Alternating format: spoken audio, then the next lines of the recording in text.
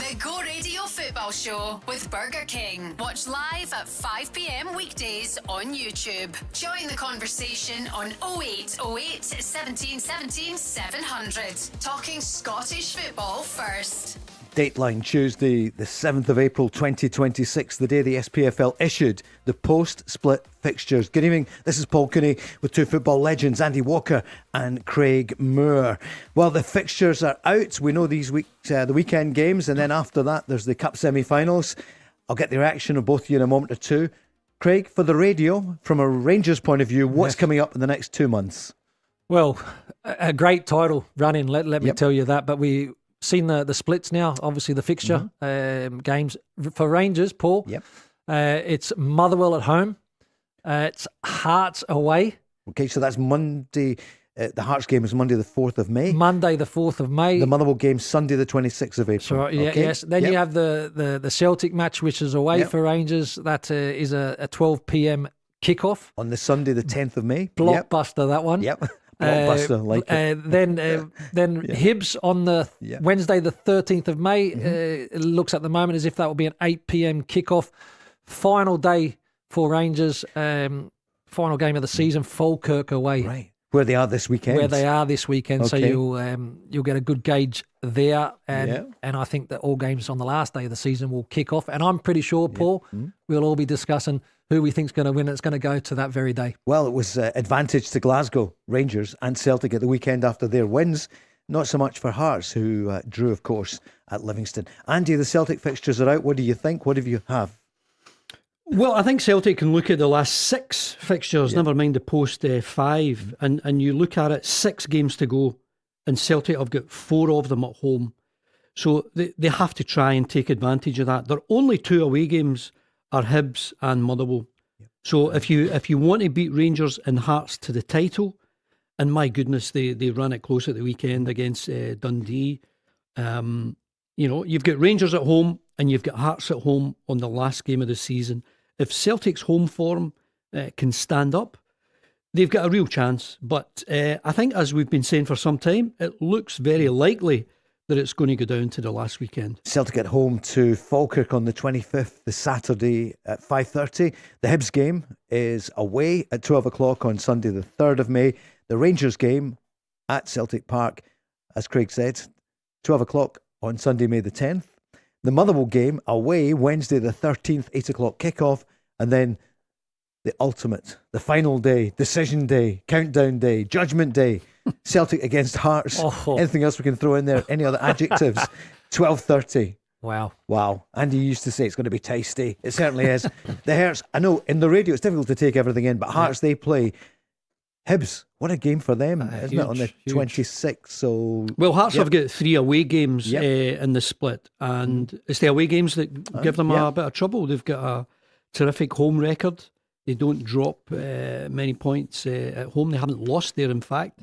But on the road, it's been a bit up and down. And a bit like Rangers recently, I just didn't expect Hearts to go to Livingston and drop a couple of points. And when you think very recently, the bottom 2 sides in the Scottish Premiership, and they've dropped 5 points, Livingston and Kilmarnock. After the Hibs game, they've got Motherwell on the 9th at 8 o'clock in the evening. They're away. Hearts play Celtic, as we mentioned, on the last day of the season. They've got Rangers before that, the 5:30 game on Monday, the 4th of May, and they've got Falkirk at home on the 13th. That's the way they've put them out, 13:05. So those are the fixtures. After the weekend, we all know how it stands. Hearts still top of the table, but it probably felt it was a big blow for them at the weekend, but they fought back to... Well, they were a goal down, weren't they, after a few moments? Then they were 2-1 up, ended up 2-2. They're on 67 points after 32. Rangers, after that big win against Dundee United, 4-2, they're now on 66. Celtic, after the 2-1 win at Dens, on 64. And we know the story. Hearts plus 28, Rangers plus 32, Celtic plus 23. Andy, there's so many things here. Last day of the season, that was the Sky headline as well. I heard Joe Maguire on the news, and I was saying, well, yeah, that could be a headline. It is today. Celtic Hearts, goal difference could come into it if they... It could. Listen, if you offered Celtic the chance to win all their home games, the rest of their games 1-0, they would take it because they just need the points. I mean, you look at them at the weekend against Dundee, And no one is confident about this Celtic team at the moment and what they can give you. Absolutely, they can create one or two chances, but the guilty party at the weekend, Shavanchara, I thought he was a bit unlucky with the one that come off the post, but on other occasions, in fact, more often than not, he's just got a very heavy touch. Yeah, lead boots, unfortunately. He needed to put the slippers on. There was a couple of times, real big chances. And again, you need to be taking those chances. I agree with you, Andy, though, that I think, look, Celtic, every single team, Celtic, Hearts and Rangers will believe that they can go and win the title, and it's in their hands, essentially. Now it's really about desire and mentality to see who's going to get over the line. That's what it's going to boil down to for me in the remaining games. I think we're going to see nice open matches, Paul. I really do believe that, because the top six, because they're there. Everyone's there. They know where they are. So I think you're going to see decent flowing games of football. But again, in terms of being questioned who could win the title at this stage, I'm still stuck, you know what I mean? Because every single team will fancy their chances. They sure will. 0808 17 17 700. Your first chance to talk about post-split. Can you believe it? The weather's changed today, Andy, hasn't it? As we get to the run-in, we had snow on Easter Sunday. Hope you both had a great Easter. Twice. Yeah, it's been crazy. Andy's looking really well. Happy birthday, Andy. Thank you. I had a birthday yesterday. Spent it with family down in Ayrshire, and with a brilliant day. Yep. Craig, he looks very well. Yeah. When he told me his age, which I won't say. No.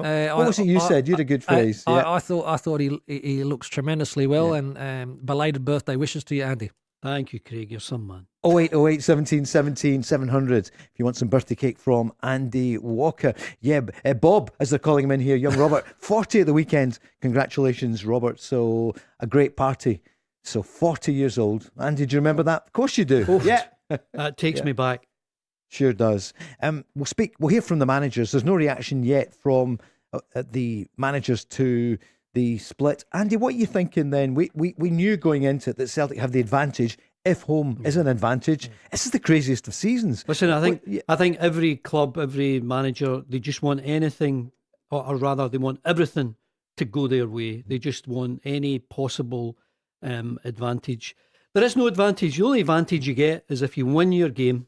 And whether you're playing before or after anyone else who's going for the title, at this stage, honestly, it doesn't matter. I think as a neutral, I think we should welcome the fact that Scottish football, I think, is very much at the forefront of so many leagues in Europe. We've actually got 3 clubs who've got a very good chance of winning it. Every one of them will think they can get the job done. And that's extraordinary. We haven't seen it for so many years. I think you and I, Paul, can go back to those early 2000s when, Celtic Rangers was at literally the last kick of the ball before the league. You knew where the league title would be going. So if we can get to the last weekend of the season, Saturday, May the 16th, Celtic at home to Hearts, Rangers away to Falkirk, if they're all still involved at that stage, it's just sheer box office. It sure is. It's good news for Sky, isn't it, as well? And Craig, you can see it. There's so much attention now on the Scottish game because, it's been Celtic for so long. So there could be a change. Might not be a change, but there could be. And the fact that Hearts are in the equation. What do you feel about Hearts after the weekend, though? If you're Derek McInnes, are they beginning to think, oh my goodness, beginning to slip up late in the game? Well, I think, obviously the away form in the last 4 matches, they've taken 1 point, which is, again, not great. But I think what Hearts have always been able to do, Paul, is to handle the pressure so far this season. They've been at the top of the table for a long, long time, right? So there's been a lot angled at them, and they've stood strong. Getting to the last, 6 matches now, they've always found a way to bounce back, right? Cammy Devlin coming back in, Shankland. I think I heard something last days. I think there was maybe 19 shots at the weekend, and it was 15 shots from Shankland and Braga. Yeah. So that combination is going to be massive for Derek McInnes, for Hearts' shot to get over the line for this title. Of course, Motherwell are going to play. We've said this for ages, haven't we? They'll play a big part in this. They can't win it, but they are. They've been off the boil a little bit. They lost again at the weekend, but do you think Motherwell have still got it in them to surprise people in the last 6 games? Absolutely, I do, Paul. And again, Motherwell, the style that they've played, the way that they've tried to play has been consistent the whole season. They do get caught at the weekend there against Falkirk and cough up a goal by playing the way that the manager wants them to play. But they will be open. They will carve out opportunities in every single match, I have no doubt. Motherwell are certainly a dangerous team in this split and could push the title one way or another to another club.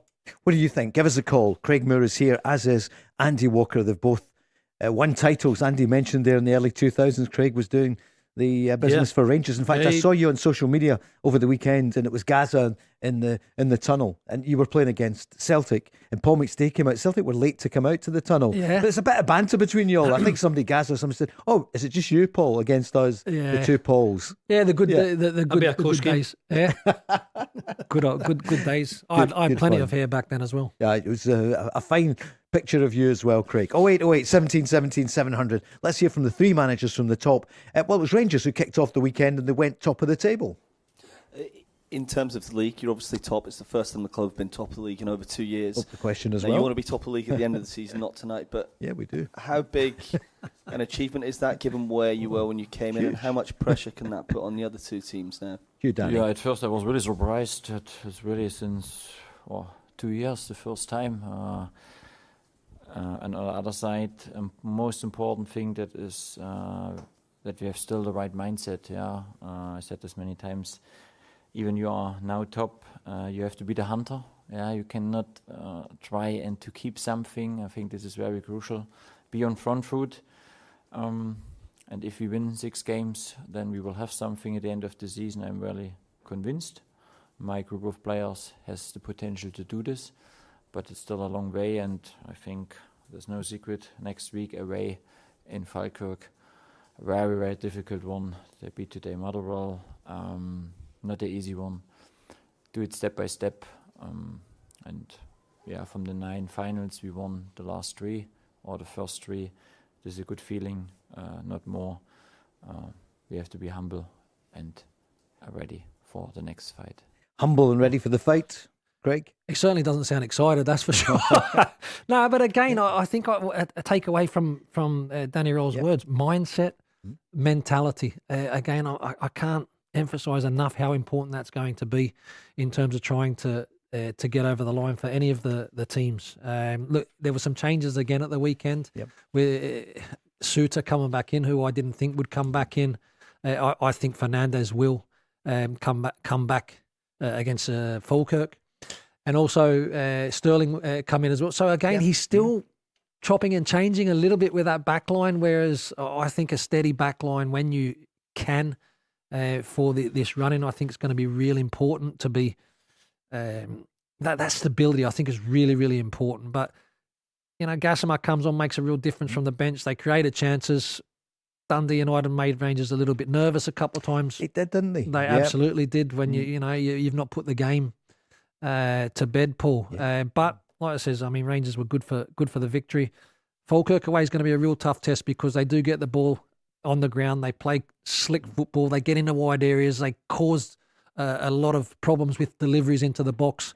And the boy Barney Stewart just keeps on scoring, doesn't he? He does. 2 goals, and Calvin Miller got a goal as well. Also, Calvin Miller. He's involved in everything, wasn't he? Great season. And Andy for Falkirk, they went to Motherwell 3-1. I know it was 3-2 right at the end. That's no mean feat.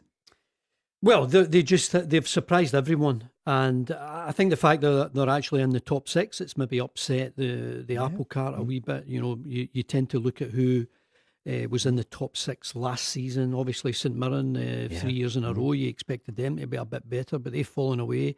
Obviously, Aberdeen have fallen away.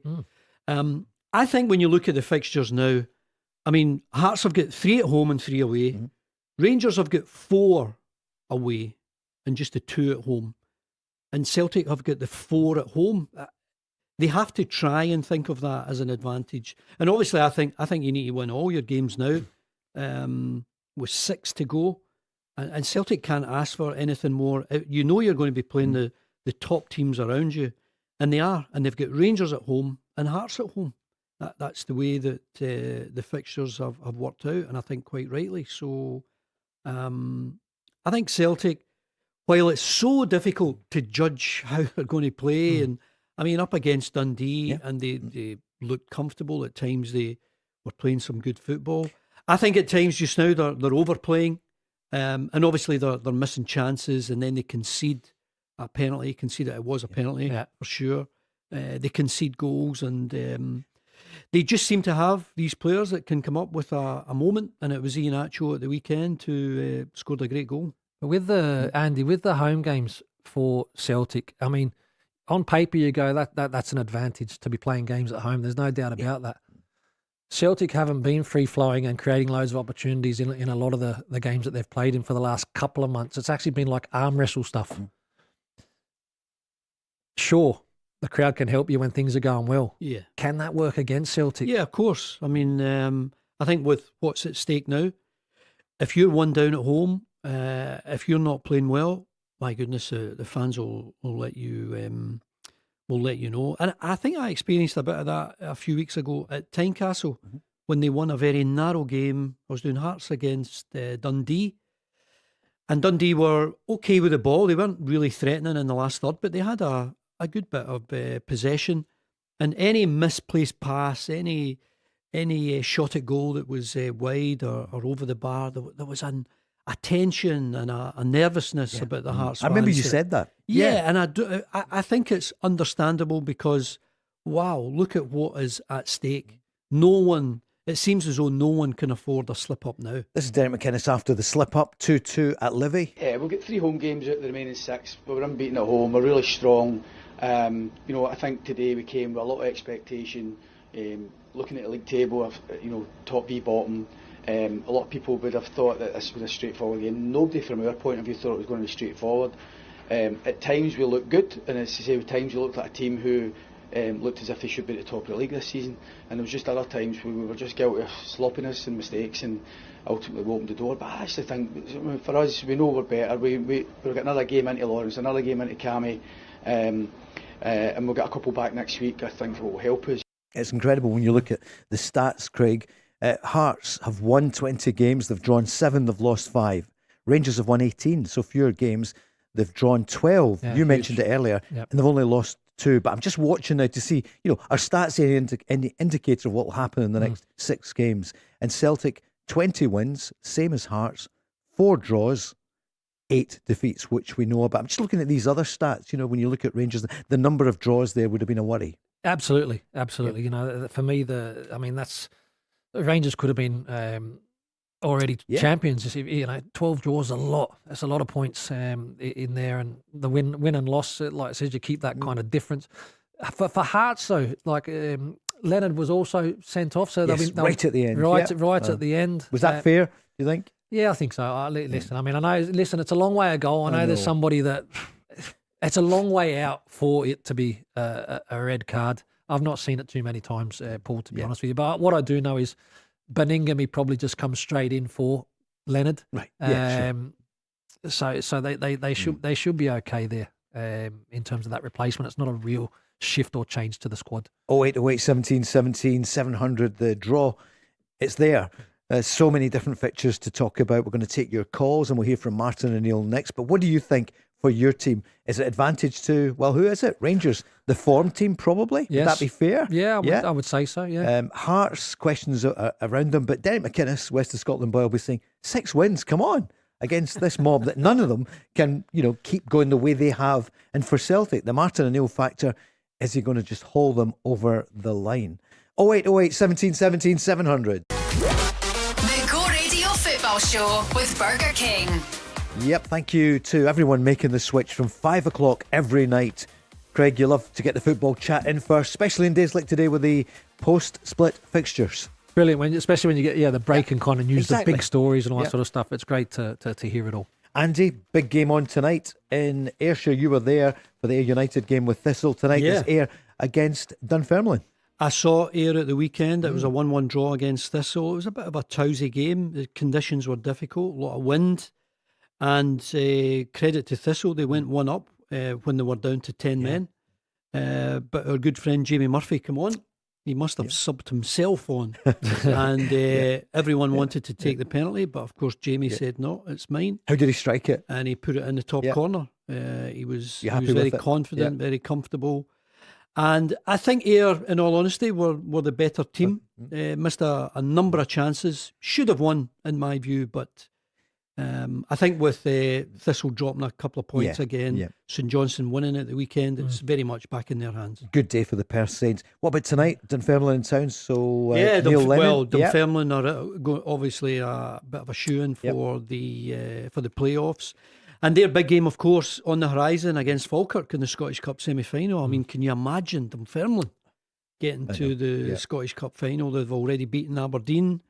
They've got another Premiership side in Falkirk to take care of. But there's a nice edge to that game because Falkirk, Dunfermline, they just don't like each other. So that'll be a great game to watch. And Dunfermline used to be the bigger club. I think that would be fair, wouldn't it? Yeah. Fallen away recently. Falkirk have had this remarkable story of climbing through the leagues and surprising everyone this season with how well they've played, finishing the top six, of course. And it would be truly remarkable if they were to get to another cup final. Oh, wait, Craig. Sorry, it was Dunfermline just touched on the I remember playing against Jimmy Calderwood's teams and all that sort of stuff. They were always a tough team and tough place to go to, 08, 17, 17, 700. Jackie's on saying, Andy, are Celtic going to win something this season? I think she's thinking for Martin O'Neill. Do you expect, I think we're talking about the cup there, it's just come up. Do you expect Celtic to win the cup? I expect Celtic to win the cup. The league, I'm not so sure. Just the way that they are playing, the amount of chances they miss, the fact that they don't have a number one goal scorer, if you like. Obviously, Ian Nacho gave you that special moment at the weekend. Shvanchara had chances, couldn't take them.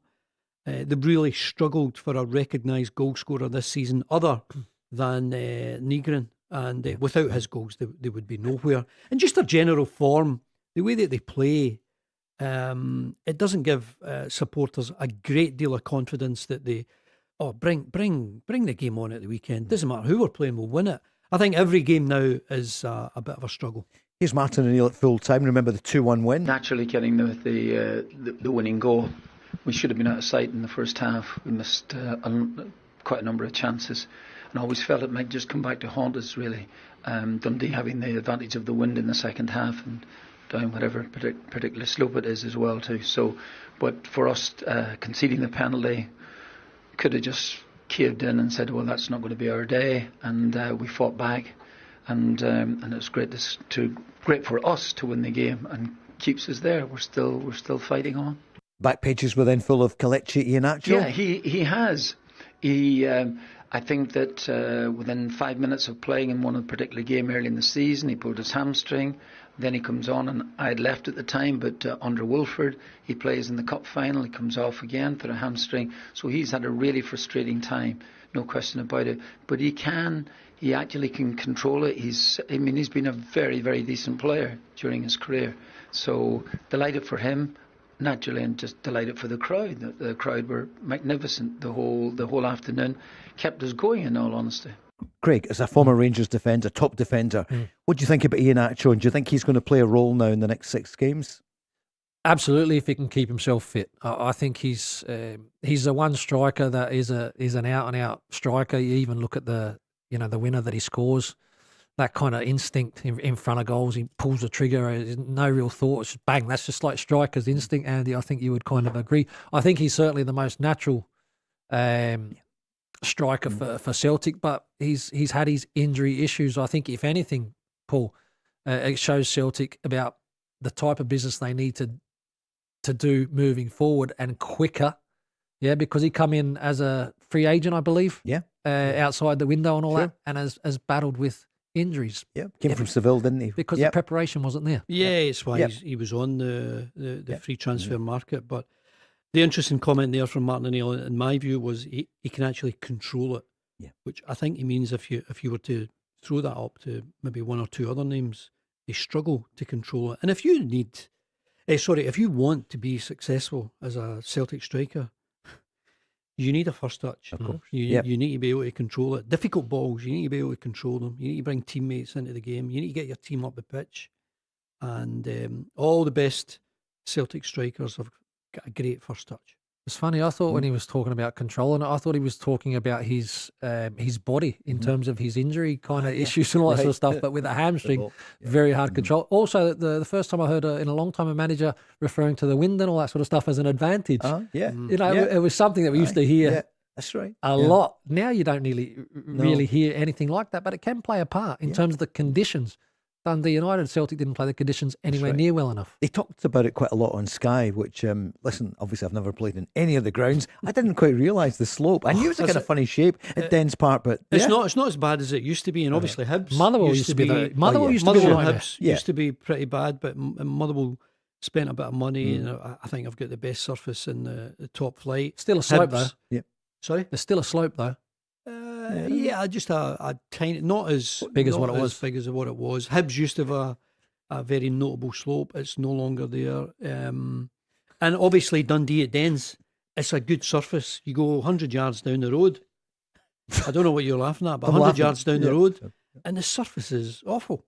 Two top groundsmen with me here tonight. I thought an international superstar striker, superstar defender. They know their grounds. No, listen, it is important. Like a good surface. Of course, absolutely. Celtic, if you're just tuning in, they play Falkirk on Saturday, April the 25th, the day of the Glasgow Kilt Walk, the Saturday version, and Rangers on that day will be playing, in fact, the following day, the Sunday, Motherwell at home. So that's the start of it. And the last day of the season, Rangers away to Falkirk, Celtic at home to the Herts. So I wonder, I don't know what the bookmakers are saying. We don't talk too much about the bookies, but I wonder who they've got. Because Rangers probably were the favourites a few days ago. Now that this, there's not any great dramatic thing in the split, is there? We knew roughly how it was going to be. Celtic, I think if you're top just now, you've got to be favourites because you're playing 6 games, as Derek McInnes said earlier, 3 home, 3 away, and their record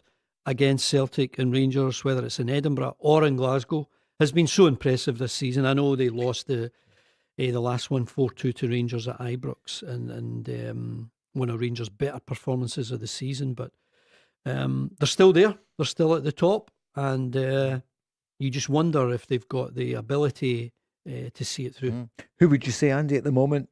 I think Hearts are got to be favourites. Right, yeah. And obviously Rangers, who are in second spot, got to be favourites. I think if you're Celtic, you just look at the fixtures, and I think you're grateful that 6 games to go, you've got 4 at home. That's big. And you should be able to take advantage of that. You should have near on 60,000 to put a yard on your stride, to give you a bit more. You've got St Mirren at home, Falkirk at home, and then the 2 big ones, Rangers and Hearts at home. And I know Rangers went there earlier this season and won pretty comfortably. But if these are the games to be played, you want them to be at home. All right, you're saying, Hearts at the moment. I'll come to you in a moment, Craig. Let's hear Derek McInnes after the 2-2 draw at the weekend. I thought we've chucked away 2 points, to be honest. I thought the 2 goals we lost were awful, and that has to be said, because the first goal, the press is all wrong, people in between, and we never really recovered that. I thought we had some good spells in the first half, great header and a great goal from Lawrence, and there was more positives towards the end of the first half than anything. So we spoke at half time about just trying to move the ball a bit quicker. Livingston set up in a kind of counter-attacking shape with a 5-box-1, and on transitions they're always going to have a wee bit of threat, so it was more important that we really looked after the ball. And I thought at the start of the second half there was some good moments, culminating in the second goal. Again, you just felt the pressure was coming, and I thought we were so clean and polished, and we looked at a team at the top end of the table, and instead of enjoying being in charge of the game, and instead of enjoying being in the lead, we inexplicably gift Livingston a goal. You've got to credit they work it and they find the extra man, but it was so unnecessary, and you can't keep coming off the canvas and going again with that. Disappointed. You look at the context here. We go top of the league with 6 games to go, so we're no too negative or whatever, but just felt as though we were so good at times in the game, and when we connected the game and polished and played into our strikers and really clean with our work, we looked like a very good side. But there was too many moments of sloppiness. We've got to be honest with the fact that we've lost 2 points a day from losing 2 very poor goals. Craig Moore? Yeah, really honest from Derek McInnes. he's letting players know that obviously the standard and there's big mistakes that have obviously cost the club 2 points, which would be a really favourable position if they had all three at that stage. Defensively, I think he would be wanting more. Problem is with I think all three teams is that ability to really put a game to bed. Because then there's no nerves, Andy. You know what I mean? Don't get me wrong. Rangers got off to a good start, 2 goals up against Dundee United. Then they concede a poor one. Then all of a sudden it's on a knife edge again. Right. Yep. And I think it's going to be like that for the remainder of the season. So again, that togetherness, being able to keep calm in what at times is going to seem like a really chaotic situation is going to be really important. Because it looked the scoreline looks really good, Rangers, and it does help. Of course it does, the goal difference, but they were 3-2 up and United came close. They hit the post, hit the post, absolutely. And then obviously Miofsky kills it off at the end. And again, Rangers could have got away with that, but then Celtic also could have won comfortably against Dundee. With Hearts against Livingston. I've got to say that Marvin Bartley's done an amazing job since he's come in at Livingston. Draw after draw after draw. It's amazing. And against the better teams in the division. Hang on a minute. What's amazing about drawing games? Well, you're talking about the bottom v top, people go 3 or 4-0, Andy. That's what I'm trying to say. And they've never rolled over and let their bellies be tickled, mate. I think they've competed. He's improved the team. Too little, too late. But you can't tell me that what he's doing against Rangers, Celtic and Hearts, it doesn't. Honestly, I just look at Livingston and I look at it now. We've got 6 games to go and they've won one game all season. But obviously Marvin wasn't. It's astonishing. You're not having it, Andy. No, I'm not. No, you're not. Craig, question I asked Andy a few moments ago before he got grumpy there about that not being amazing to draw against Livingston, the top teams. Celtic only got home late as well over Livingston, remember? That's right, yeah. Who's going to win the league? At the moment, what do you think? Right, you've seen the fixtures. You've had a couple of hours to digest it. We know what's coming up this weekend. Yeah, I still have Hearts as favourites. Yeah, I still have Hearts as favourites. I think that I've said that Celtic are always in it just because I think Martin O'Neill, there is something with him that he's able to keep that group, even though they're not playing well and still trying to get over the line and being able to get over the line.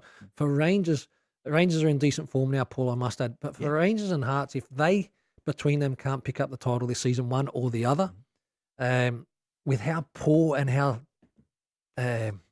Celtic has been this season, then there's big concerns in terms of what potentially is going to happen next year if Celtic will win it this year with that Nancy period, which was an absolute disaster. Yeah. The team hasn't been playing anywhere near top potential. If they were to still win it, then for Scottish football, I think and still the struggle with a large group of supporters. Absolutely. Rangers and Hearts have got an amazing opportunity. Yeah. Mm-hmm. Let's talk Danny Rule then. He's happy with the scoreline at the weekend. Not happy to lose a couple of goals again, but he's happy that they've added to the goal difference. Yeah, I think general we come from 13 points from behind. I'm not sure how was it. The goal difference -1 when I took over, and now we have a plus. I think it's good to score a lot of goals. I think our supporters should be, especially at home, happy with our goals. I wish that we have the clean sheets again. Yeah, this is also part because you will not have in every game so many opportunities to score. You need sometimes also 1-0, like in St. Mirren. Yeah, then you win this 1-0. This is fine. General compliment to my group so far, to my players. Big steps forward, but my job is now to keep them hungry, be not over. And that means tomorrow recover, training, and then we go again. Who's the best striker for Rangers at the moment? Chermiti came off the bench, didn't score. Miofsky scored. We know Nadiri involved. What do you think, Craig? Nobody stands out really from the pack, in my opinion. I mean, Chermiti comes on. He obviously has a couple of chances, a good few chances, and probably not prolific enough. Miofsky's not because he hasn't played regular enough this season. I actually think he's the best finisher. He's got 11 goals, hasn't he? Yeah, I actually think he's the best finisher, Paul. Naderi looks as if he's certainly going to come into his own. He's big, so he's got that presence. He works for the team. And again, Andy will tell you better than anybody. If you're a striker and you start to get those goals and your confidence, it can take you to some pretty amazing places in terms of your record. Yeah, if it was me, I would go with Chermiti just because of the goals he scored in the big occasion. And I know he's got a bit of work to do to get those one-touch finishes, just a cross coming into the box and, putting that away, being in the business area of the pitch, picking up rebounds, just diverting shots into the goal, one-touch finishing. I mean, his goals against Celtic were extraordinary. The type of goals that you don't score on a regular basis, but the ones that you do and should be scoring on a regular basis, given the amount of crosses that come into the box, just getting on the end of a cross and finishing it with one touch. That is what he has to develop into his game. But if it was me, I would persevere with Chermiti. And I mean, if they want one other, I know they like to play with two wide, but if they want one other, it would be Chermiti and one other. Yeah, for me, Andy, like I said, in terms of natural goal scorer, I would say Miovski, right? In terms of, I think when he's fit and he's naturally, I think, the best striker. He's not the one that's going to start. Chermiti is definitely going to be the one that's going to be the one that's used the most. One thing I picked up when I seen Rangers at home to Aberdeen about Chermiti, there's a little bit of a swagger there. There's a little bit of a swagger there that in a good way. No, not for me. His face says no. Not for me. Swagger can be good. Swagger can be good, but swagger needs to be earned, and it needs to be. He's still a boy. He's still only 20 or 21 years old and that sort of stuff. You've still got so much to do in your career, son. Like the swagger comes on the back of hard work, consistently winning games of football for your club. Swagger comes when you've got a medal around your neck at the end of the season. Little bit too early for me. So it's important. He's young, and that will all come. But I did notice that against Aberdeen. This is a parallel, isn't there? That the Rangers' top scorer is James Tavernier. I know that happens, but it's not a striker. And at Celtic, it's Negrin, who's 19 goals, nearly 20. Andy, I thought of you. You'd be claiming that one, wouldn't you? He'd be claiming that. You would. Yeah, but I mean, it was so tight when you look at it, and you're looking at it so many times. But I think without his goals, you're really struggling for Celtic to be in a position where they could win it. But doesn't it tell us something that neither of the big two has the out-and-out strikers that are banging in 20 goals? And there's Ida away. He scored 20 goals last season, which was overshadowed by before Maeda. that, Kyogo, and then Ida, and even just the general goals and assists you would get from the Matt O'Reillys and the Nicholas Coons.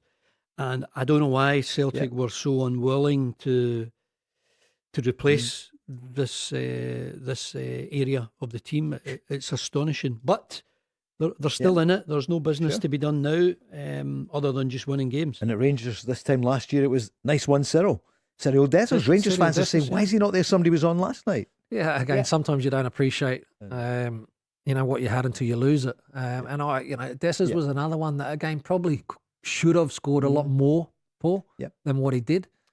But he always give absolutely everything, didn't he? And his return wasn't too bad. That's right.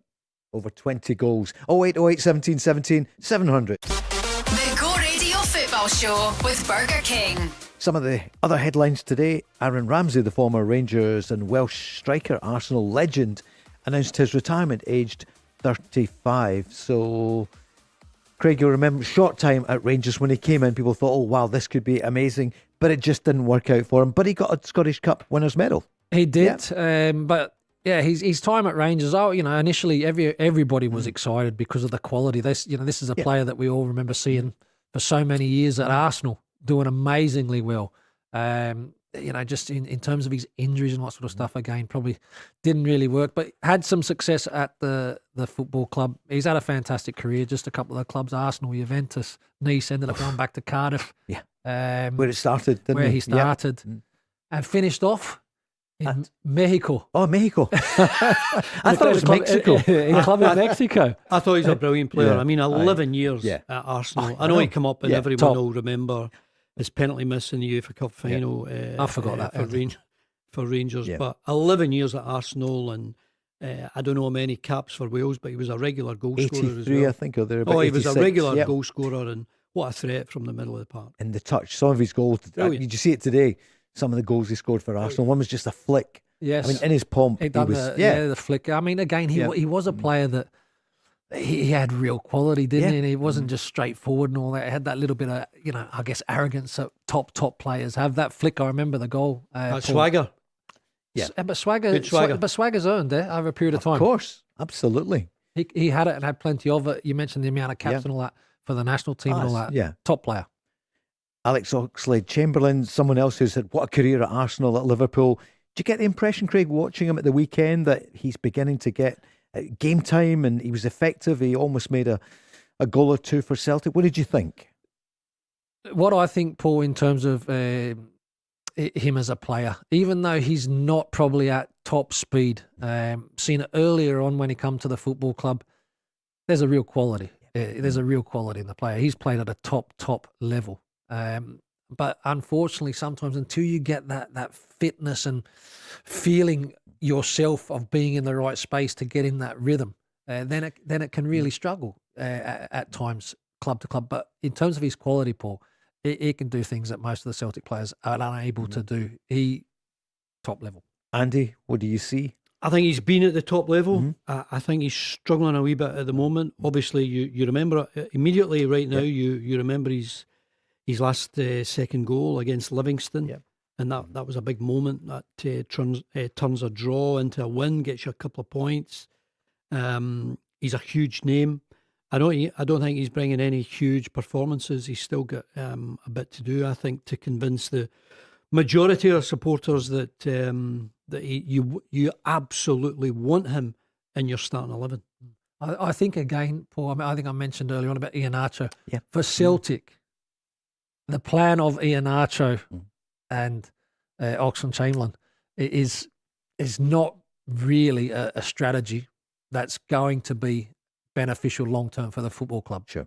Absolutely not. So, But is it enough for the next 6 games or 8 or 7 if you count the cup? Again, I know what Andy's saying about, some players start falling off the cliff in terms of their quality and all that sort of stuff because of the physicality of the game or what have you. But he still be able to produce a magical moment. There's no doubt about that. Yeah, the manager did say what was clear as day, what's just not clinical enough. Absolutely. And you knew that Dundee will come into the game. We should have, 2, 3 and 4 at the time after we had scored the first goal. We kept missing and kept missing and kept missing, and you think, well, yeah, this could be dangerous. As it turns out, it was, because they get the equaliser through the penalty kick, and then it really is uphill after that for us. But we fought through it, and we created the chance, and we scored. Andy, who starts for you this weekend for Celtic up front? If Ian Nacho's fit, he's got to play through the middle. I think he is the most natural striker. I think Craig mentioned it earlier. I think he's got the pace. You're talking about someone who can get in behind.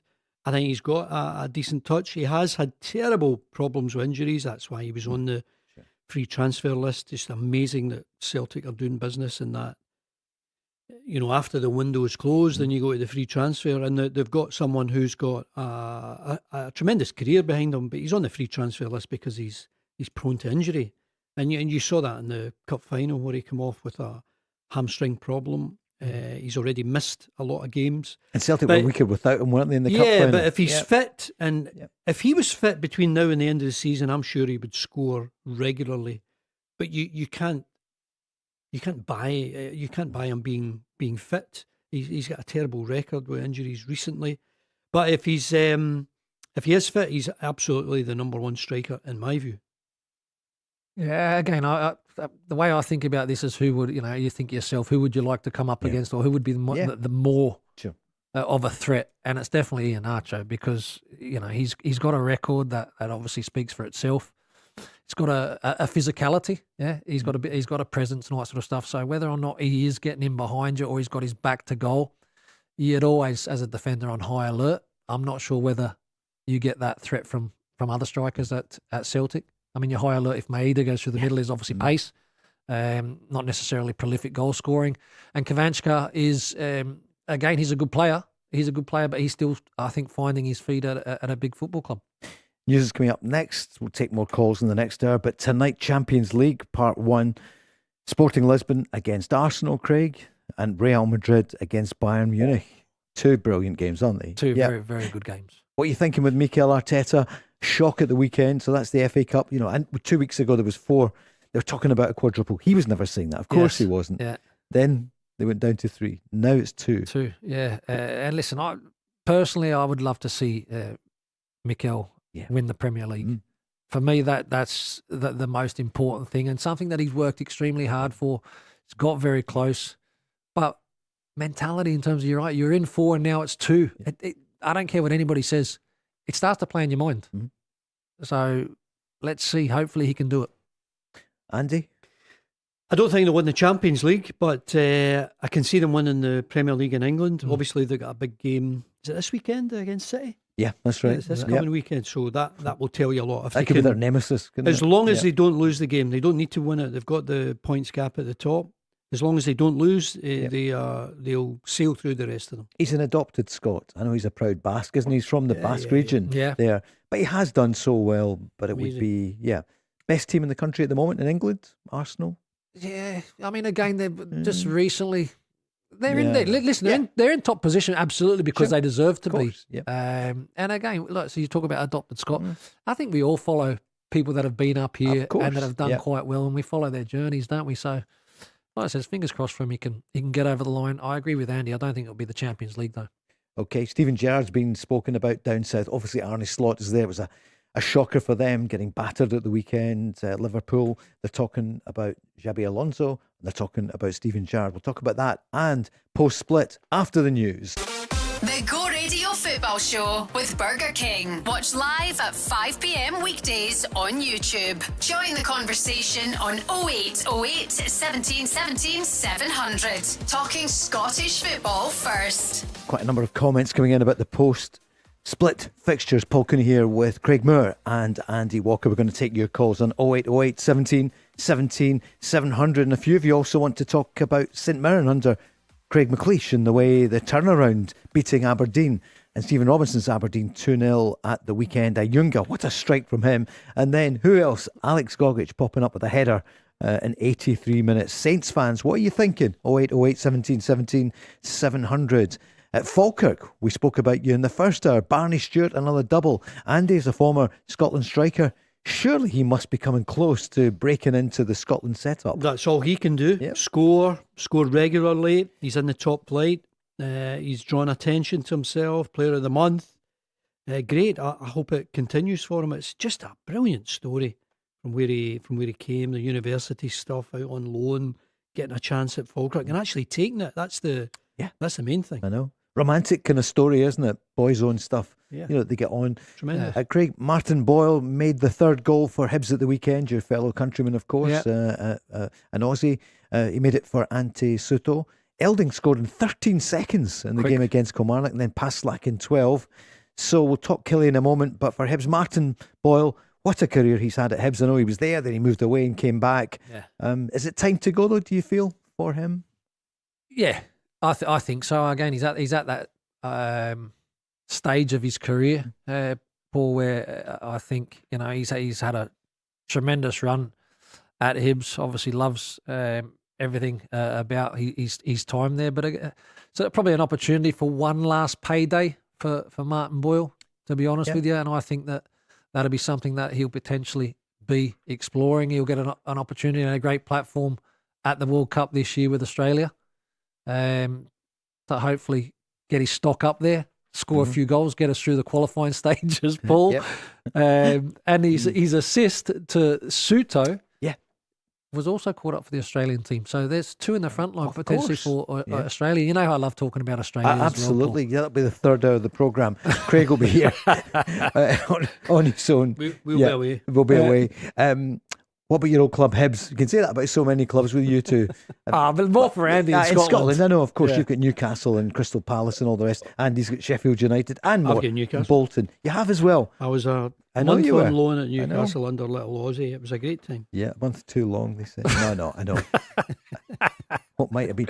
Hibs Hearts, that's what I'm thinking about, post-split. The 26th, the Sunday at Easter Road. I mean, this could, There is no one that Hibs want to beat more than Hearts. No one wants them to lift the title because they'll never hear the end of it in Edinburgh. Their greatest rivals, they had a really good victory against Hearts at Easter Road earlier in this season. It was a highly entertaining game. And you expect more of the same on May the 3rd, which is I think it's a PFA Awards night that night. Okay. So we'll get to know who's won all the You'll be there, prizes. Andy? Did you go to the I'll awards? be there. Yeah. I love that. It's a great night. Fraser Wishart still in charge. Fraser isn't he? still looks after it all, and it's always good just to see the clubs from every division, and some of them mixing at the bar and getting a chat. Yeah, some of them they'll all be there. That's some game, isn't it, Craig? Just looking at the post-split fixtures, Hibs Hearts. Yeah, top no, it's 26. again, look, like derbies as well. It's great when you see that when it's in that top six and there's so much at stake. They're great matches to watch. Listen, you just hope that they're entertaining as well, not a ball draw. But I don't see this particular match going that way. There's firepower at both ends, and both teams will be desperate to get one over on the other. There's no doubt about that. Zach's on asking both of you. You've won titles, both of you. How much do you have to hold your nerve on the run in? Yeah, I think it's a good point because you can go a goal down. You can lose a goal, but the game's still there to be won. And I've said it before about the mentality at Celtic. The amount of times where I've seen Celtic go a goal behind, even 2 goals behind, you think the 1-3-2, the 1-2-1. Yep. And it's happened this season. It happened at Kilmarnock recently. Doesn't happen all the time, of course, but there is a mentality that it's a never say die. It's, you fight till the very end, fight till the death. And mentality it plays a big part. Huge. You don't want to settle for anything other than a victory. I think calm heads in at times what potentially feels like chaos is so important. It's so important it's so important that the teams looking to win the league keep all players on the field. These kind of small things that can make a big difference, Paul. The coolest, calmest team who wants it the most is going to come out on top. So are you able to tick those things off between now and the end of the season? Obviously from the coaches and the managers, we're going to get game-by-game scenario, which is absolutely natural. We want to go out and win the next game. And you could get a potential red card in the next couple of games. Yep. It could rule you out for 3 games. It's the last thing anyone wants. Discipline, Craig's absolutely right. So important. These are the games you really want to play in, and you want to be remembered as someone who made the difference, who helped the team. You were in the team that actually got over the line. That's what you want to be remembered for. Hearts, of course. I mean, they all have to watch, but they've had some red cards. And Derek McInnes will be saying, look, we need to keep 11 players on the park. I'm thinking about the captains as well of the big 3, because obviously James Tavernier, he won it in 2021, won the title. Yeah. Lorne Shankland, top scorer. Yep. Captain at Hearts, never done it. Hearts haven't won it for over 60 years. It's incredible. What a story. Unbelievable. Incredible. What a story. And of course, Potential there. yeah, Callum McGregor, 13 out of 14? If Celtic win it, it's 14 out of 15. Here is the Celtic captain. Just one game at a time. Performance, focus on what you can do, what you can give to the team. You run as much as you can, and then we've got really good quality. The guys that come on today made a massive impact in the game, so it's now about mentality and how much you want it. Because I guess sometimes it's ability goes a long way, but mentality. I wonder who the people are. He's obviously won at Celtic. I'm going to ask all the teams, are there enough? Who else at Celtic's got that drive? I would think Kieran Tierney drives on. I mean, I think you look at the most effective Celtic player, I think it has to be Nygren this season because of his goals. And that's not to say that he's an outstanding player, but he has got a habit of scoring goals, scoring important goals, scoring goals that can make the difference. I think Liam Scales might be not too far behind him in terms of reliability. Over the course of the season, I'm talking about now, there's not many Celtic players that you can think, you can hang your hat on this one. You listen to Celtic supporters even now talking about, that Callum McGregor has dropped off, Kieran Tierney has dropped off a bit. Obviously, the goalkeeper has been changed. Schmeichel won't play again. Sinisalo's in. And then Celtic don't have a recognised striker. Will it be Schwanchara who starts it this weekend? I think if everyone's fit, the answer is no. Ian Nacho will play. And obviously you've got to watch his game time, the amount of load that he puts on his body. The last thing you want is for him to be breaking down again when you've only got 6 games plus the potential of another couple in the Scottish Cup. Junior Adamu, is he still in the? He's in the squad, but he's kind of forgotten about, isn't he? No one would want him as your recognised first name striker. I mean, he might be able to come on as a sub and make a difference. That's the opportunity I think that you could be given. But the only thing Celtic have got over the rest of them is they've got players, plural, who have been over this course before, and this has been by far from a vintage Celtic team. But they do know how to focus, that word that Craig's used earlier about mentality and, you know, getting the job done, getting over the line. All these things that you hear time and time again. And they've got a manager who's done it before. I think he did it before with a better squad of players. But somehow Celtic are still in this. Were you surprised that Hatate stayed on the bench at the weekend? Well, yes and no. Hatate in top form, you'd have him starting every week, but that's not the Rio Hatate that you've seen in the last number of weeks. He's been off it. He gives you another moment where you think, he's a guy that can make the difference. But too many Celtic players have lost the form. But I say again, there's 6 league games to go, and Celtic's still very much in it. It's a bit harsh on Hatate when you think about it. So the Dundee United game, he got shifted from the middle of the park to right fullback. Yeah. Right, so he's been told to go on. Okay, he's not a right fullback. He's been gone out to a position to try and help the team. He's a very good player. It's almost as if like we're missing something for him not to have made the contributions on a regular basis this season. Did he not handle the transfer speculation and that kind of situation overly well? I don't know, because Maeda has shown that, you know, he's back to business. And Hatate had done well. Hatate also had done so. A bit harsh. I don't know. There must be a reason why he was left out. Yeah. But for me, Hatate is one that you would have in the team all the time. Maybe it was game management, Maybe. perhaps. Craig, so final point here about Callum McGregor. He's a huge asset to Celtic. He's been over the course. So from a Rangers point of view, you must look at Celtic and think he didn't play in the Old Firm game a few weeks ago, and that was he and Kieran Tierney. What are you thinking then about the experience, the mindset of the Celtic captain? Well, I think you knock it on the head, the experience. Yep. He has top-level experience. He's a proven winner and has done it for many a year. I also think that if he weren't involved in any of the games, I think Celtic really struggle without. I think he's like the glue for them. Yeah, you know, kind of holds things together. A lot of the things go through him. The standards, the tempo, you know, the ability to maybe even slow the game down. He's a huge player for Celtic, and he just seems to keep going and going and going. But I think also, Paul, that teams are getting better at being able to minimise that quarterback kind of role where everything's coming through him. They're able to quieten it down a little bit, where all of a sudden the influence is nowhere near enough. Hence the reason why you've seen Celtic not blow teams away. Yep. Other teams are staying in that contest right to the very end. Overall, Andy, the midfield, it's slower than it was. You know, the days of Ange, you know, remember he said, we never stop. Yeah. It's a long way since those days. Can they speed it up? They have got the ability, but they haven't shown it enough this season for you to take that as take that for granted. And I think you look at the wide areas, I still think Maeda is off it.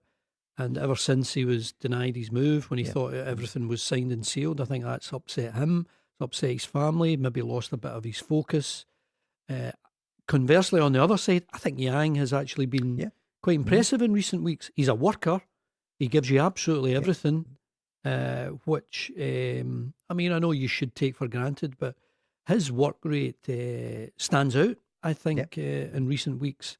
But Celtic need a goal scorer. They need someone who can make the difference, and they got it with their sub at the weekend. Shvanchara started the game, missed a number of chances. Ian Nacho comes on and gets the big moment, gets the strike. So if he's fit, hopefully he is able to start a game and play for a good hour, and you take it from there. One of them is going to be lifting the trophy. Will it be Callum McGregor or will it be James Tavernier? Were you surprised, Craig, that he was on the bench at the weekend? I know he's been in and out, but he's been in more recently. Yeah. I'm always surprised when they leave Tavernier out because I think he's a must start for me. His record, apart from winning trophies, which is obviously what people see at Rangers, it's about success and all that sort of stuff. But you know what? There's many people that have been involved in those disappointments. But at the one time, I think Tav always puts his hand up. I think he's always, preparing himself well. He always delivers for the club. So to see him missing, for me, is always a bit strange. Sterling, we know, is a top professional. You're talking about in terms of people that can maybe make a difference. At Rangers, Paul, you've got to go with Tav. You've got to go with Butland. How was he at the weekend, did you think? Yeah, he was. Did he get he was okay. Hand? Did he get? I mean, I think it was going on the post anyway. I'm not giving him that as a save. Okay. I didn't see enough, Paul. Right, there weren't enough cameras on the line. No. Yeah, but for me, like Romans. Yep, sure. When he comes back in, hopefully, if he does come back, he's one that you can trust. Yeah, I've looked at him now and I go, you know what? He's ready-made. And Rangers are going to do well to keep a hold of him. Let me tell you. At some stage, he'll go to bigger and better things. But the manager spoke about him and the injury. Yeah, he has on first day during the training, he felt something on the squad in front, and we scanned him. Then it's not a big one, but still serious. Hopefully, it's just 2 more games that he's ready. Latest to the second game in the split. The good thing is we have 1 more extra between Falkirk and then the first game in the split. And let's try everything. Key is that now Jaden is ready. It's always important. I said this many times. Jaden helped us as well to get a lot of points when he played as a starter. And we will help them. And you will do everything as well to be ready as soon as possible. So, Craig, you've identified you'll be back for the Hearts game on the holiday Monday. May Day. What a game to come back for. But again, he's not somebody, Paul, that I'm concerned about coming into that match. Sure. I go, he's fine. He's absolutely. He actually be more of a concern for Hearts coming back in. Yeah. Because he does cover that left-hand side of the field up and down and keeps going. So, but the other one, again, Raskin's got a role to play. Okay. Raskin, Chikwana, for me, very, very important. The spine of the team is really, really important. Mikey Moore staying in form for Rangers, really, really important. And then it's just your subs, and you touched on it as well, in terms of your subs have got to listen. They've got to come on, Paul, and not just come on and same. They've got to come on and lift the level of the game. They've got to come in and make a difference in the game. The team that are most successful at doing that in this last remaining 6 matches are the team that's going to come out on top. Substitutions have got such an important role to play between now and the end of the season. And we saw that at the weekend. Tello Asgard, he's criticised quite a lot. Yep. Contributed big time at the weekend. Yeah, he also fell asleep with one where he should have scored, where a challenge comes in from absolutely nowhere. But again, he's like thinking, dancer, I've got to tap in. Okay. Defender comes in. But he is looking better. He looks as if he's growing a little bit more in confidence. The first goal, good action, dribbling in the field, good feet, gets a good shot off. Goalkeeper should have done better. But he's improving. Yeah. So was he opposing till closing, thinking, this is going to be a great picture. Yeah. No, it was nice. The goalkeeper, I think, had a bit of a disaster in terms of when you save it, you got to either put it over the bar or out of action. Yeah. Yeah. And Nadir is in a good position for a tap in. Sure is. Andy, what do you see when you look at Rangers then in this run in the context of? Well, what I see with Rangers is a bit similar to Hearts in that they are very good at set pieces now. They've got a big team, a strong team, a team that can go and win things in the air, which, I think in Martin O'Neill's pomp, he was putting together a team that were big, that were bold, that were aggressive, that were strong, that were physically imposing. And this is not a Celtic team like that. This is more of a football team. And, they've struggled too often to be at their best. So I think that's why, Celtic have lost at Tannadice, for example. And I think you can take advantage of Celtic at set pieces. That's one of the areas in which, interestingly enough, speaking to Derek McInnes a couple of weeks ago after the narrow win against Dundee, where they scored from a set piece, and he had put it to his group of players, let's be the number one team between now and the end of the season to get goals from set pieces. And it's just a little marker that players might have in their mind. And when they get a free kick, when they get a corner, let's see if we can get the delivery. Let's see if we can score. And that's another one that we can try and finish first on. They're arguably the best of the three at the set pieces. Probably Stuart Finlay missing, of course. Here's Danny Rowe's summation of the game, the win at the weekend. Yeah, 3 points. I think this is the most important thing. The first game after the national break is always a difficult one. You have to find the rhythm. I think we expected exactly this difficult game. I think you saw why they beat the last match. They're also Celtic. They have some threats. Finally I take the 3 points. If we take 90 minutes, then our performance was with up and downs. We had some really good moments, I think, especially after the 3-1. We played really enjoyable football with less touches, good movements, created a lot of chances to make a 4-5-1. And then if you not close the game and you kill them, then one situation it's enough to bring them back. But finally, we did it well as a group. I think our subs today made great impacts, and this is what we need. Last day of the season, Craig, do you think the Celtic Hearts game is going to be the title decider, or Rangers at Falkirk? You know what? Billy's on asking. I should have said that first. For me, I think it's still really, really difficult at this stage to call. Crystal ball? No, I can't know. I think the ideal is Celtic, Hearts and Rangers can all still win it on the last day with a victory, and it might, I don't know, come down to goal difference. I mean, that would be the most remarkable finish. But a lot of football, of course, to be played between now and then. One helicopter will cover it because it's either going to be at Falkirk or the East End of Glasgow for Celtic or Hearts. Sorry, Craig. No, and obviously, listen, it's a long season. Sometimes you need a little bit of luck as well. So, players staying fit and healthy, the important ones staying fit and healthy between now and the end of the season. Before we go into the split, there's a little break, isn't there? Yeah, that's right. Cup semi-final, so there's no break for Celtic. Is there an advantage for Rangers and Hearts in that period? Because I believe that maybe both are going away. They are, to recharge and good vibes and all that sort of stuff leading in. That's a good point. But for Celtic, you'd want to be in a cup semi-final, and if you win, you a boost, you want to get to a final. You want to win trophies. Celtic are used to winning multiple trophies in the one season. That has to be the target for the players. I tell you this: the Rangers and Hearts players would much rather be in the semi-final. For the bonus, they win it. To win another medal. They're earning enough money now anyway. But Craig, that's a good point. It could be either way, isn't it? Rangers either say 6 games now, isn't it? 6 games to win a title. And for Danny Rowe, that would make him, it puts him in there in the pantheon of Rangers winning managers. Or if they don't win, having gone from 13 points behind, it's... well, Danny Rowe and this team become heroes overnight. Mm-hmm.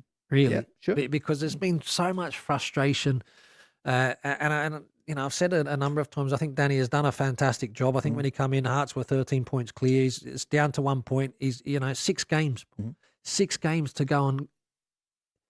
I don't think they'll win all those games, and maybe you don't have to. Maybe not, any of the teams don't have to win all their games, but you've got a chance. Mentality. I go back to the title run in 2002, 2003. There was maybe just as many games, Celtic, Rangers, neck and neck. The mentality was not whether or not we were going to win the game, how many goals we're going to win by. Mentality, we weren't brilliant every game, but it was just togetherness, desire, hunger. And you won it by what? Bit of luck. Well, we won it by goal difference. Goal difference, Mikel Arteta. Of course. Late penalty. There you are. Could that be an indication for him? So is it going to be Derek McInnes Way rather than the Gorgie Road? Is it going to be Danny Rowe Road? That's terrible. Or Martin O'Neill Way instead of the Celtic Way? Breaks coming up and then we're back. 0808 17 17 700. The Go Radio Football Show with Burger King. So just looking at some of your comments coming in. Listen, people are finding it really hard to call who is going to win the league. What we do know is that St Johnstone are in pole position in the Championship after their big win at the weekend. And Partick Thistle, what a run they've been on. And they got a point. You were there, Andy. Yeah. So the Jags, there's still a chance, isn't there? But I think they are a playoff team, Okay, and then it depends how Dunfermline do. Maybe even Ayr United could scramble in there, especially if they get a win tonight. Ayr play Dunfermline at Somerset tonight, and there was I think John Rankin will have been happy with the way his team fought and battled and ran in difficult conditions. Speaking to one or two Ayr fans that were sitting around me, I think there was that new manager thing where you get an extra yard on the stride of the players. Yeah, a little bit of a bounce. Andy, will the playoff position in terms of the Premiership, Championship, will they be strong enough?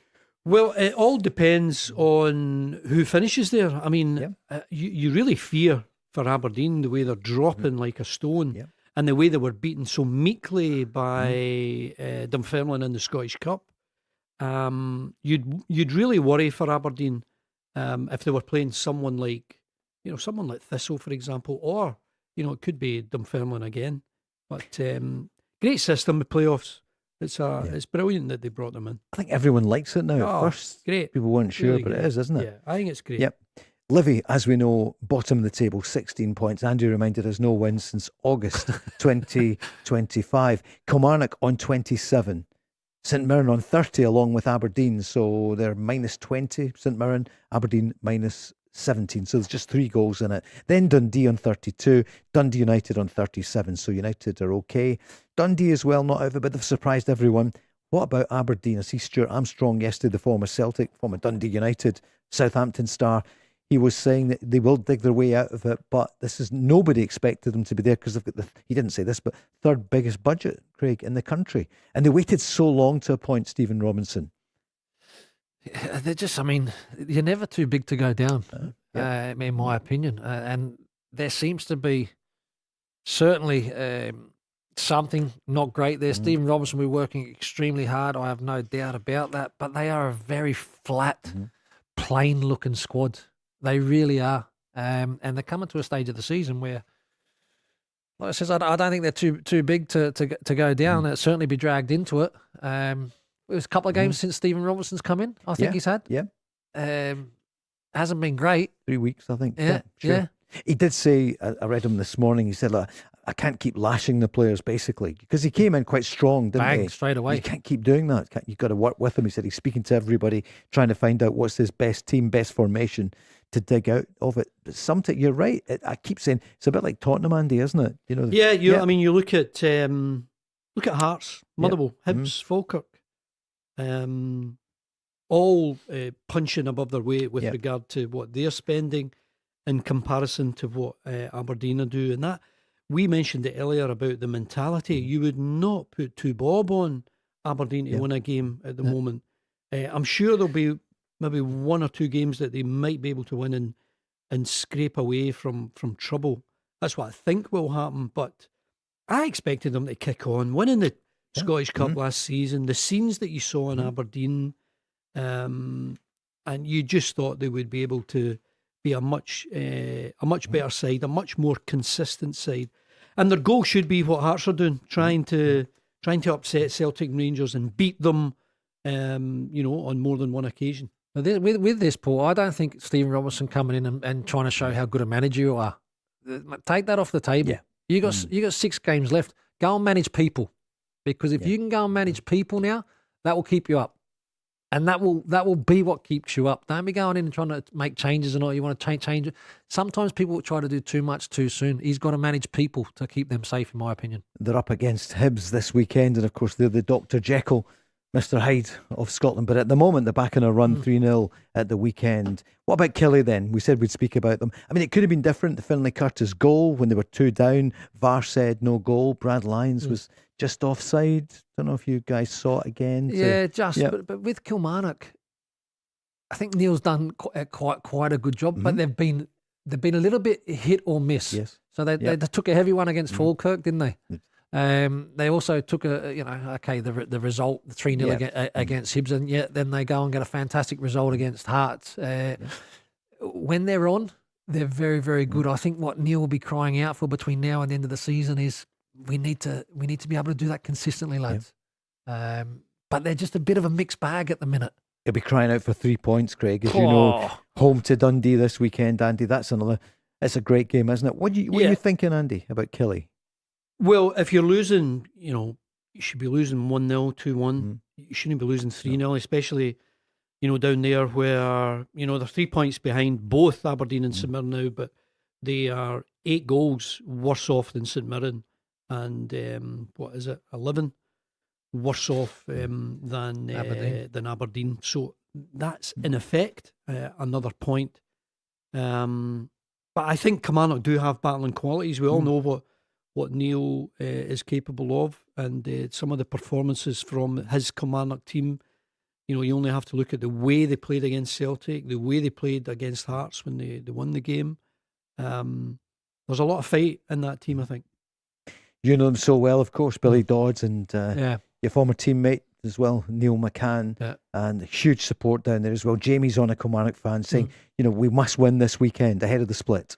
Yeah, no, it is a huge game for Kilmarnock, and you're right. I think they've got two very good men in terms of Neil McCann and Billy Dodds, because they do cover a lot of football and know what they're talking about. But again, Nearly will just be trying to find that consistency, those small moments, Paul, that are going to be really, really important. Yeah. You touched on that game, and it was Finlay Curtis, the offside goal. It could have been a shift, It didn't happen, but massive game against Dundee, for sure. I need to get 3 points. Sure do. What an end to the season, Andy. And brilliant. Every week there's huge talking points. I don't think we should rule out, huge controversial decisions in the coming weeks. And I don't believe for a second that any one referee or linesman favours one team over the other. Sure. I just think football is sport, and you will get some really controversial decisions that will become huge talking points. Transatlantic call first in this hour. Gary's on from the Gorbals. Hi, Gary. Good evening. Hello, Gary. Oh, maybe he's not there. Maybe it is a transatlantic call. One, Gaza, where are you? Hello. Oh, it's just dropped out. Did say transatlantic. Put the hex on that one. What about Craig McLeish then? Now we know he's there till the end of the season. What a good move by the people. I think so. And obviously, I think it is a boost. You mentioned it earlier, Paul, getting a Junga back. I mean, someone who can lead the line, someone, as he showed at the weekend, that can control a ball and put it into the back of the net, even if it was, just outside the box. But he is someone who I think is a real threat, and no matter who they're playing alongside him, that was a really big victory for St Mirren to get a 2-goal win over Aberdeen, and obviously it brings Aberdeen right into it. Yeah, St Mirren. I mean, they could still do a double this season. Yeah, again, and you're right. I mean, it's an interesting situation. Gogic is always huge, isn't he, for St Mirren? He scores a header, and when you speak to anybody about St Mirren, I think he's probably one of the first names that people talk about. Is he the hardest man in Scottish football in terms of he's a Cypriot, isn't he? He just gives everything. Honestly, he throws the kitchen sink at everything. He's brilliant. He's always at it. He's always kicking. He's fighting, but in a competitive way, in a really good way. He's one of those ones you'd want in your team. Young lad there, Devaney, who's doing really well in the middle of the park as well. So Craig McLeish has done a good job. I think he's not been shy in saying, Paul, that he maybe would like to take the job longer term. Yeah. So it's a very good, trial period. But St Mirren, with huge success over the last few years and all that, will be desperate to try and get out the position that they're in. I like his attitude. Joe's been on, a Motherwell fan, saying, look, I was at the game at the weekend. I was disappointed. What a season it's been so far, but we don't want to go out on a whimper. So he's obviously thinking there of the manager and the whole team. Andy, your old club, Motherwell themselves, Well, I think they've got a contender for Player of the Year. I think Mazwanise, and I think those names will probably be out in a few weeks. But I think Mazwanise has got a real chance of being the Player of the Year. I think he's been outstanding for Motherwell. I think if you look at, I'll let Craig look at Rangers, but I think the outstanding Celtic player is probably Negrin. Will that get him a nomination? I'm not so sure. I think someone like Braga or Devlin at Hearts has been, maybe Devlin's injury has set him back a bit, but Braga, I think over the course of the season might get a nomination. Maybe someone like Calvin Miller at Falkirk. Who's it's an interesting been the one, best Andy. Rangers player for you? That's a really, really tough question for Isn't me. it? Yeah. No, because again, I don't think there has been a real standout as such. I Consistency, think probably yeah. a shoe-in for young player of the year would be Mikey Moore. Yeah, sure. Because again, he's probably one of being the better after, he's a young lad. He come in, didn't happen straight away, but I think he's been pretty consistent. Or Finlay Curtis, and I know he's on loan. But Kelly. Absolutely. But I think in terms of the senior player of the, I think it's really, really hard. Can you look at across the board and see real? Well, Hearts are the ones that are flying standouts? high, and I think Braga, Devlin, Mm. Shankland, and I know they've had Kizaridis. Kizaridis' first half of the season was unbelievable. Yeah, I think he's dropped away a little, but yeah, always interesting to see who the players actually vote for in their numbers. And for Motherwell, what season he's had as well? Tremendous. Yeah. He's another one. Yeah. I think he could be Isn't a he? nomination. Yeah. Paul, I think he's been terrific. He's been consistent. You've also got others like Paul McGinn, Stephen O'Donnell. That's right. Yeah. Just will be in there as well. Indeed. Just, yeah. sure. Elijah Just. So I think you might get a couple of Motherwell players involved in the nominations for Player of the Year. And of course, Motherwell on Saturday. I mean, look at the fixtures. We've got Celtic against St Mirren at 3 and Hearts against Motherwell. Rangers play on Sunday at 12, so it changes round. That's got to be some game, isn't it? The Hearts against Motherwell. Because you do think that Motherwell, the last couple of weeks have been tougher for them. Yeah. They're due a And win. Motherwell, they had a 3-goal advantage at Tynecastle early in the of season, course. managed to get a 3-3 draw. So I think you might be able to expect a few goals at Tynecastle there. But I think at this stage, every game's difficult. I've been saying it for the last number of weeks. Hearts have been the outstanding team now because they just don't have anywhere near the budget of Celtic and Rangers, and yet they have been at the top of the table for pretty much the whole season. And who knows how they'll react in the last 5 or 6 games. But this is not a vintage Celtic team or Rangers team, I would suggest. Not even near it, is it? And I think that's why everyone is so up in the air as to where the title will rest. Craig, you've got your ear close to the ground. What's the word Umberto Askew? I see he's in the paper today saying, listen, I'm looking next season, we're planning at Motherwell. They'll probably lose some of the players. I don't know if he was actually saying that, but that was the article this morning in the papers. Now, we know that there's interest from Celtic, whether or not they go for him, and there'll be others as well, I would imagine. Aberdeen wanted him earlier this year. Apparently he said, no, I'm happy to stay at Motherwell. But he's the kind of manager who now knows the Scottish game, the continental game, good age, proven track record.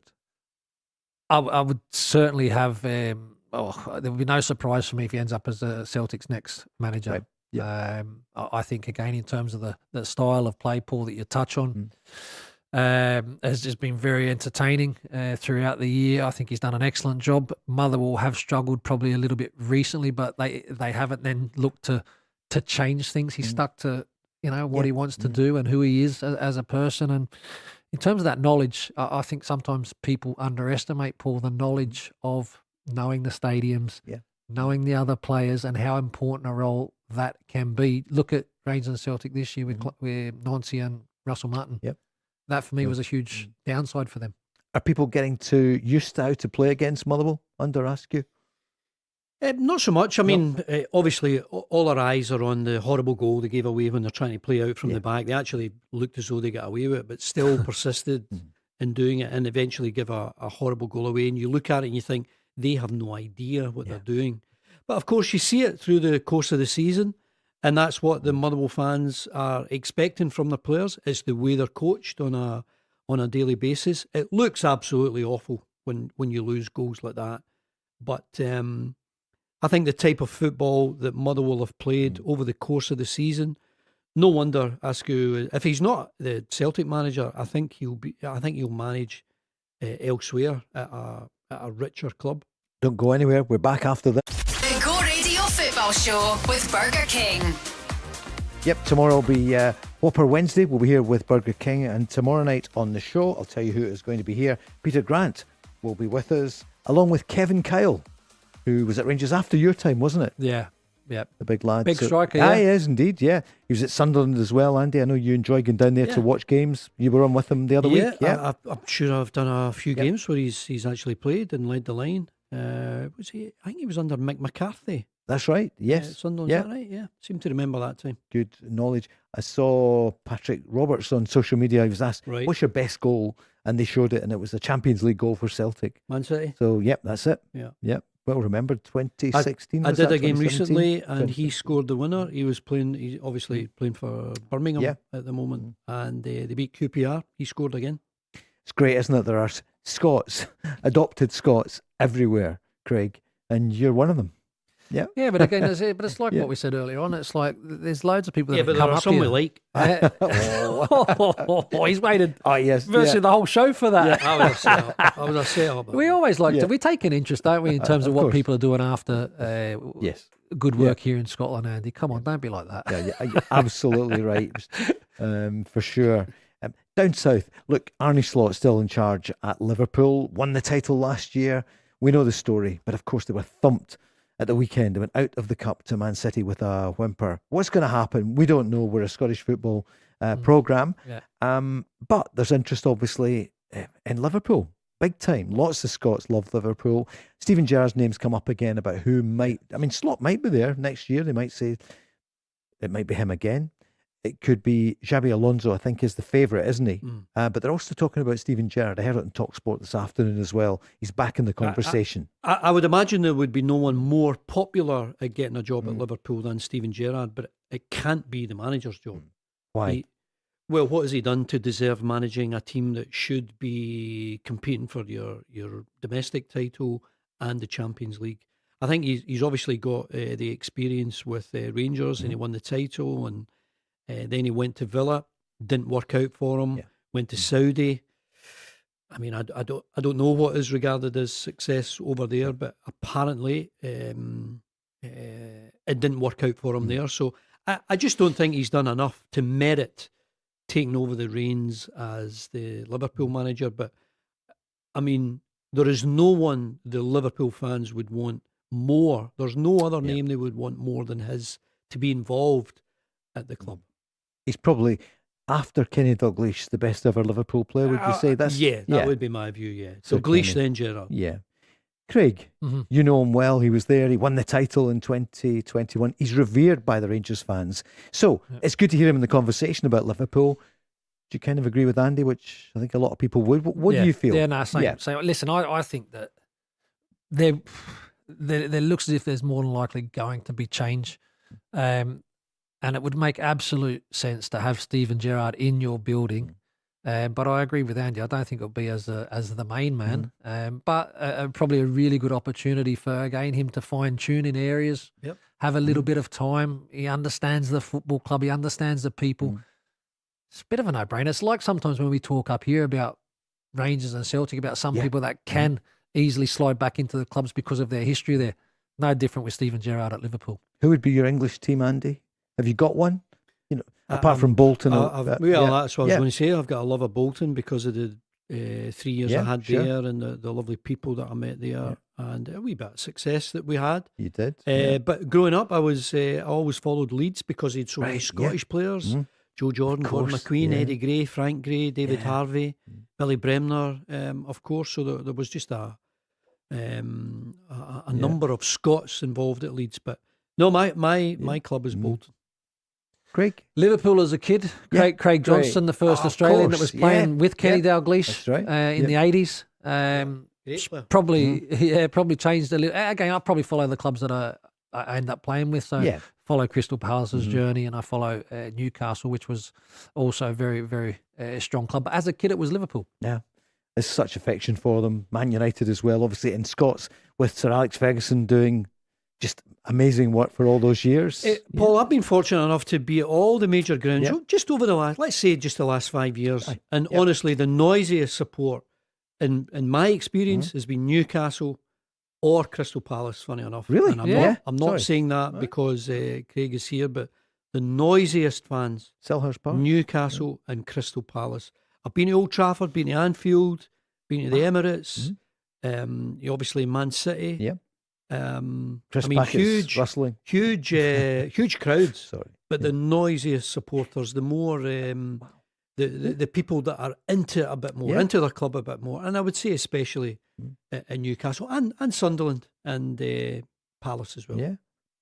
It's interesting though, isn't it? Because I think the game changed when it's almost like now people sometimes go support games of football and it's like, entertain me. Yeah. And if they don't get that, whereas you talk at the likes of Newcastle and Crystal Palace, these kind of, they're consistently there, and it's really about the team, and it's a great buzz, and you feel it before the game, and you know that. I mean, they're not playing any big superstar teams, but you know that the crowd are going to be right behind them. It's brilliant. Yeah, Isn't it a shame the VAR effect? And I just mean the fact that every goal now virtually in Scotland, we say, right, just you have to hold on and check. They check everything. Not virtually, every goal. Every goal, sorry, yeah. He's letting us away with nothing tonight. Yeah, it's true. It does take away, do you not think, Andy? It takes away from that experience. There's nothing like it if your team scores. Well, it's the delay. Yeah. It's the 10, 20, 30 seconds, sometimes longer delay. Is it a goal or not? And then, listen, I now speak to some young fans who think we get 2 chances to celebrate it. If there's a bit of doubt, you celebrate it because obviously it's the moment. And then when there's a bit of doubt, you celebrate again when you're given the green light. Craig? Eventually it's going to be normalised, isn't it? Like what you haven't now and all that. For me, when it first came out, I'm like, yeah, but it's terrible for maybe the player, the teammates that have scored, and for the fans to then get it looked at. But it's going to be normal. The standout games from the fixtures that came out today. If you're looking at Rangers here, the Hearts game away Monday the 4th of May, and for Celtic, it's the game of the season at home to Hearts, who've led, apart from for 22 and a half hours at the weekend, they've been at the top since late September. Yeah, it's been quite incredible. It has been. They've been there to be shot at all season. They're still there. Late September. That's not a great Rod Stewart song. Yeah, late September. Is that Maggie May? Who am I thinking of? Maggie May. Who's going to do it this May? Hearts, Rangers, Celtic. What do you think, Craig? I know what you said earlier, but as a Rangers, I mean, seriously, I definitely 100% want Rangers to win the title. Of course you do. There's no doubt about that. I think Rangers and Hearts are never, ever going to get a better chance because I think Celtic have been so far off it this season with everything that's happened. But the reality is they're still there, Paul.